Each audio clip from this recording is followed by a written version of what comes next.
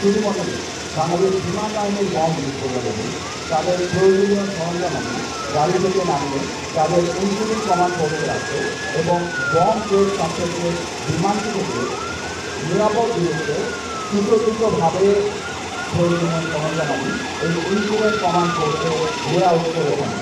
আমরা দেখতে পাচ্ছি বিমান কর্ম প্রতিষ্ঠা করার জন্য অ্যান্টি টেরোরিজম ইউনিটের সদস্যবৃন্দ এক কাপড় দিকে এগিয়ে যাচ্ছে। একই সাথে আজকে এই অনুশীলনে অপশন কমান্ডার বিদায় পরিচালক এবং শাহজালাল আন্তর্জাতিক বিমানবন্দর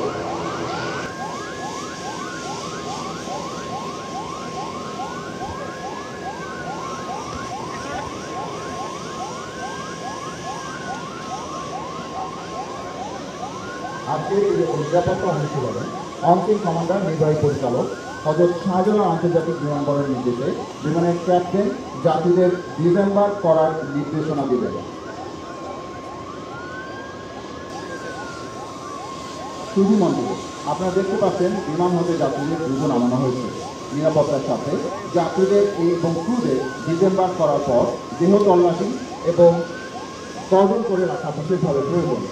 বিমান বাংলাদেশ এয়ারলাইন্সের নিরাপত্তা বিভাগ এবং এয়ারসেক সদস্যবৃন্দ অংশীল কমান্ডারের নির্দেশ করে উক্ত কার্য সম্পন্ন করছেন।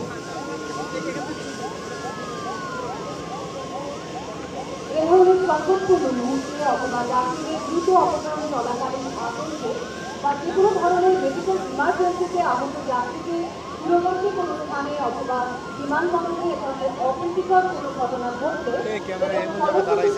যাত্রী হতাহত তাহলে আহত যাত্রীদের দ্রুত চিকিৎসা নিশ্চিত করতে মেডিকেল ইভাকুয়েশনের জন্য এবং যে কোনো স্থানে এয়ার ট্রান্সফারের ক্ষেত্রে উদ্ধার তৎপরতা চালানোর জন্য বাংলাদেশ বিমান বাহিনীর মেডিভ্যান এবং সার্চ অ্যান্ড রেস্কিউ ইউনিটের দুটি হেলিকপ্টার সর্বদা প্রস্তুত রয়েছে।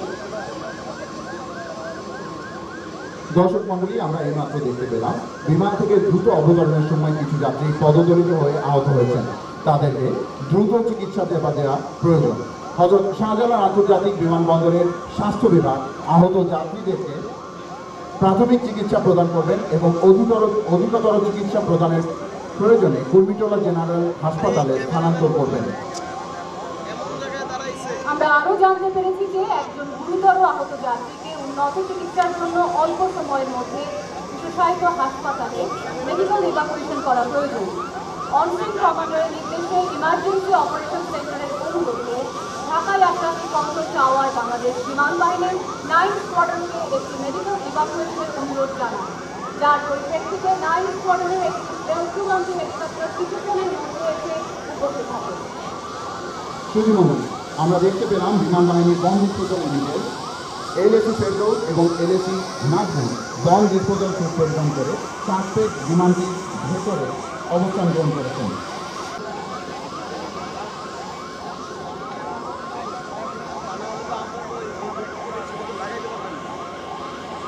দর্শক মন্ডলী, আমরা দেখতে পাচ্ছি উক্ত আইডিটিকে নিষ্ক্রিয় করার জন্য বম সাপ্রেশন কন্টেইনার সহ আইইডি ডিসরাপশন পয়েন্টে নিয়ে যাওয়া হচ্ছে। আইইডি ডিসরাপশন পয়েন্টে একটি ডিসরাপ্টর রাখা আছে। এই ডিসরাপ্টর দ্বারাই আমরা আশা করছি আজকের লাগেজ সদৃশ এক্সপ্লোসিভটিকে নিষ্ক্রিয় করা সম্ভব হবে।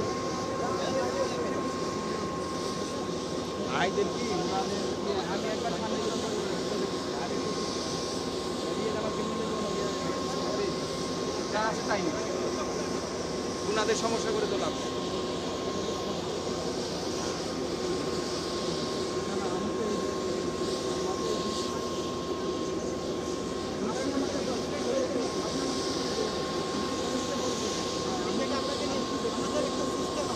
সম্মানিত সুধী, আপনাদের জ্ঞাতার্থে জানাচ্ছি র্যাপিড অ্যাকশন ব্যাটালিয়নের বম ডিসপোজাল ইউনিটের একটি 12 সদস্যের চৌকস দল আমাদের মাঝে উপস্থিত হয়েছে, যার নেতৃত্বে রয়েছেন মেজর মোহাম্মদ আহসান হাবিব এবং এরা প্রয়োজনীয় সরঞ্জামাদি সহ নিজ নিজ জায়গায় অবস্থান নিয়েছেন।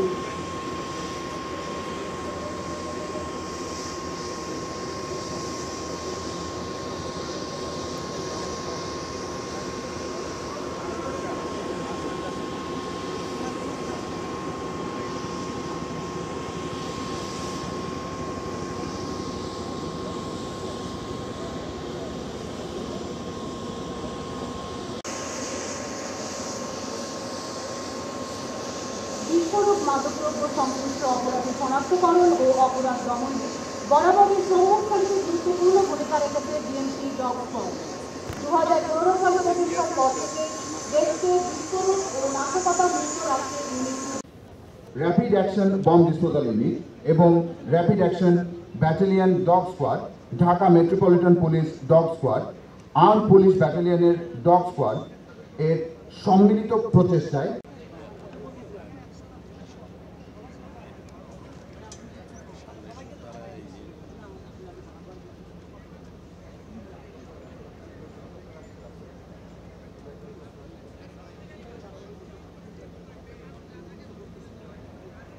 মেডিকেল ইভ্যাকুয়েশন করার জন্য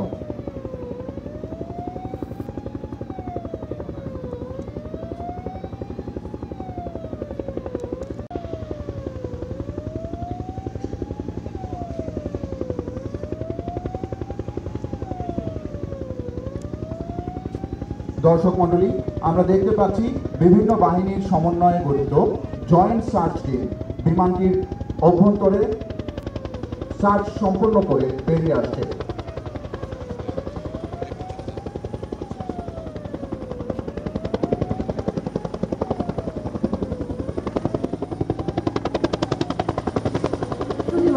আমরা দেখতে পাচ্ছি হেলিকপ্টারটি এইমাত্র ল্যান্ড করার জন্য কাছাকাছি চলে এসেছে।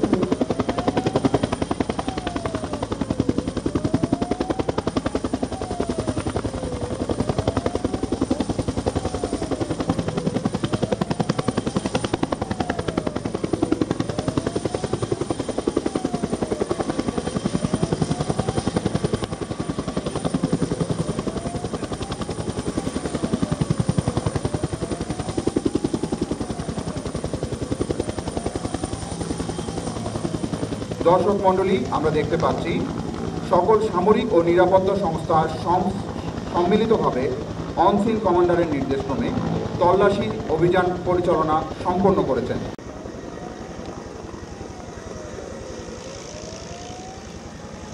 এখন র্যাপিড অ্যাকশন ব্যাটালিয়ন টিমের প্রধান অনসিন কমান্ডারের কাছে রিপোর্ট করছেন।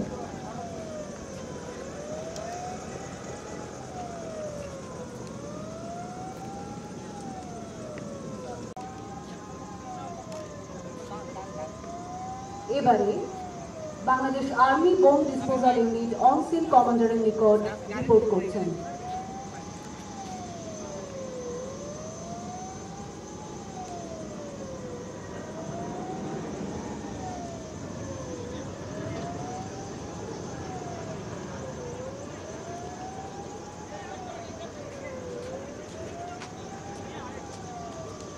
উপস্থাপিত হলো।